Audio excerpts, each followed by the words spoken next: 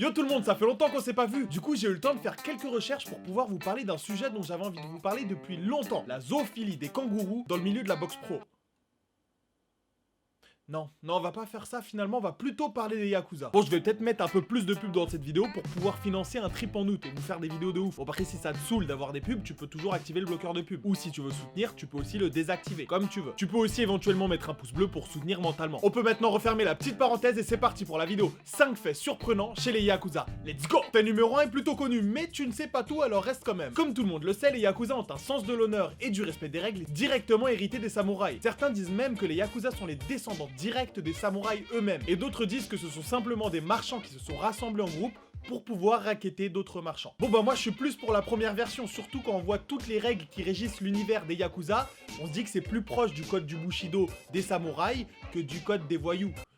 Parce que les voyous, ils ont pas forcément de code. Non, c'est plutôt l'anarchie globale. Bref, l'univers des Yakuza est régi par énormément de règles, dont les plus importantes, le respect des aînés et l'honneur. En effet, les boss des différentes factions sont vus comme des grands frères, voire même comme des pères. Bon bah toi, quand tu déçois ton père ou que tu fais une connerie, bon tu te fais simplement gronder. Jean-Eudes, je te l'ai déjà dit 1000 fois, on ne montre pas son sexe à la voisine. Oui, bah c'est pas parce que papa le fait qu'il faut le faire aussi. C'est pas pareil. Moi j'ai le droit. Et au pire, si t'as un père qui vient de la planète Vegeta comme le mien, bon tu te fais défoncer à coups de Wamashigiri dans les chicots, mais ça va, ça reste acceptable, au bout d'un moment tes chicots elles s'habituent. Mais même ça c'est rien comparé aux Yakuza. Chez les Yakuza, si tu déçois ton boss ou ton aîné, eh ben tu te coupes une phalange. Autant dire que des pianistes chez les Yakuza, il y en a pas énormément, on sait pas pourquoi, c'est bizarre. Mais est-ce que tu sais pourquoi la punition chez les Yakuza c'est de se couper une phalange? Tic tac, tic tac. Un indice. C'est pas pour en faire des knackis.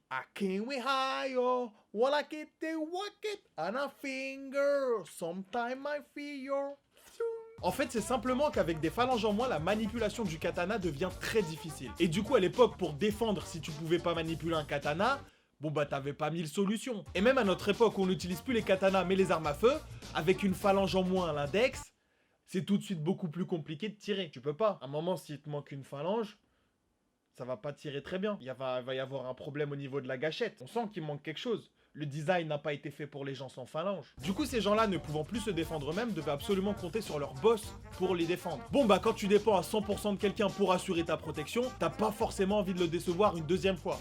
Surtout que les phalanges, ça repousse pas. On n'est pas des lézards encore. D'ailleurs, est-ce que tu connais Bob le bricoleur ? Oh la transition qui fait mal au cul. C'est un dessin animé pour enfants un peu comme Dora l'exploratrice. Sauf que Bob, le personnage principal, d'où le nom Bob le bricoleur, n'a seulement que 4 doigts dans tous les pays du monde, sauf au Japon. Parce que le gouvernement avait peur que les enfants assimilent Bob le bricoleur à un Yakuza. Comment c'est possible de confondre ça avec ça? Comment tu peux faire? Et... physiquement, il y a quelque chose de différent. Physiquement, il y a un truc qui est différent, non? Il y en a un qui fait peur, l'autre... bon, j'avoue, il fait peur aussi, mais c'est différent, tu peux pas confondre. C'est comme quand en France, ils ont interdit les mangas parce qu'ils disaient que ça rendait les enfants violents. Au gouvernement, à toutes les époques et dans tous les pays, il y a toujours des mecs pour mettre des lois un peu bizarres. Ça, c'est...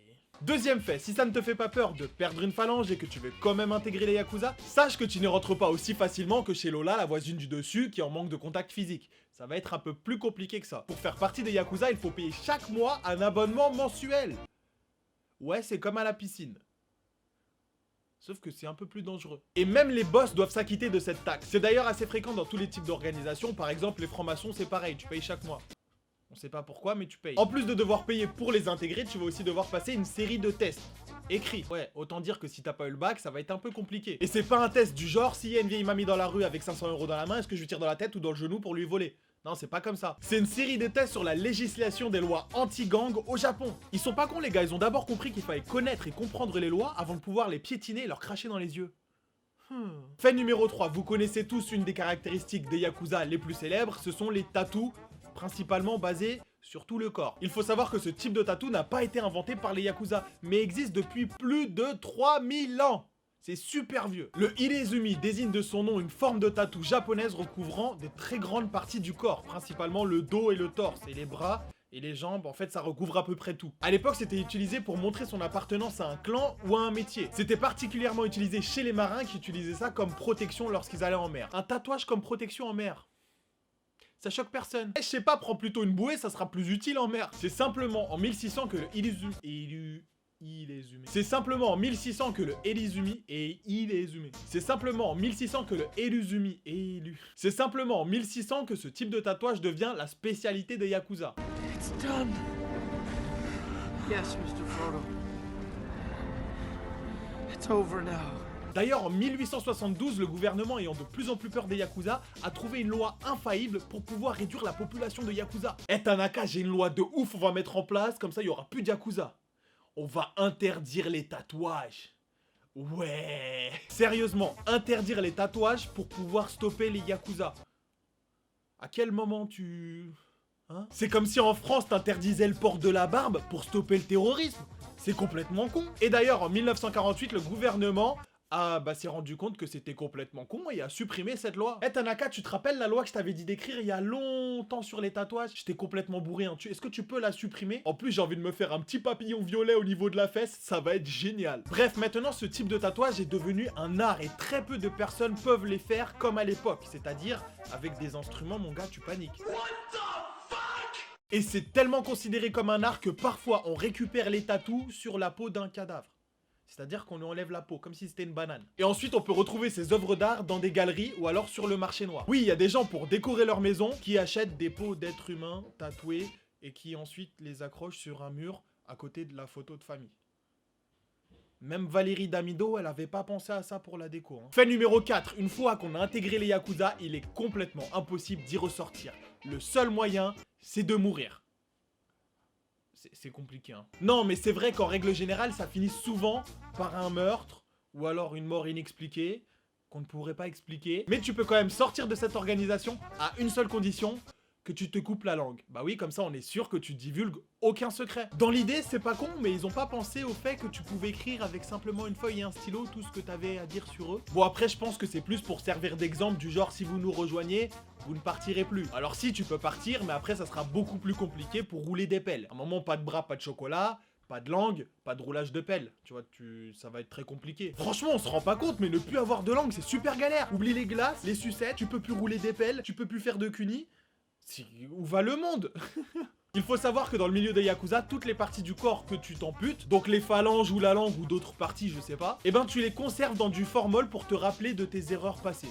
Voilà, comme ça, quand tu regardes, tu sais que t'as fait une connerie, et t'as pas envie d'en refaire. Et je pense vraiment que c'est ce qu'on devrait faire aux violeurs. Tu sais, on leur retire les couilles, on les met dans du formol et on les oblige à les garder partout avec eux. Comme ça, avoir leurs couilles comme ça dans du formol qui se baladent, ça va leur rappeler qu'ils ont pas le droit de violer des gens, que c'est mal, c'est interdit. Faudrait que j'écrive une lettre à Macron pour lui proposer ça peut être pas mal. Fait numéro 5. Comme toutes les organisations criminelles, les Yakuza ont d'abord commencé par du racket de petits commerces. Ils proposaient leurs services de protection à des commerces et en échange, les commerçants devaient leur verser un loyer. En gros, c'est du donne-moi ta thune, sinon je te fracasse ta boutique. Voilà, c'est pas forcément fair play. Mais au fur et à mesure, ils ont étendu leurs activités. Jeux d'argent, trafic de drogue, trafic d'armes, prostitution, j'en passe et des meilleurs. Mais plus ils se sont agrandis et plus ils se sont tournés vers le légal. Par exemple, des activités comme la finance ou le bâtiment. Ils sont même implantés dans certaines grosses sociétés. Et même dans le gouvernement japonais, il est pas rare de voir un premier ministre fricoter avec des Yakuza. Ils ont finalement délaissé le racket pour passer à un niveau supérieur. Le chantage niveau 9099 900 900 900 909.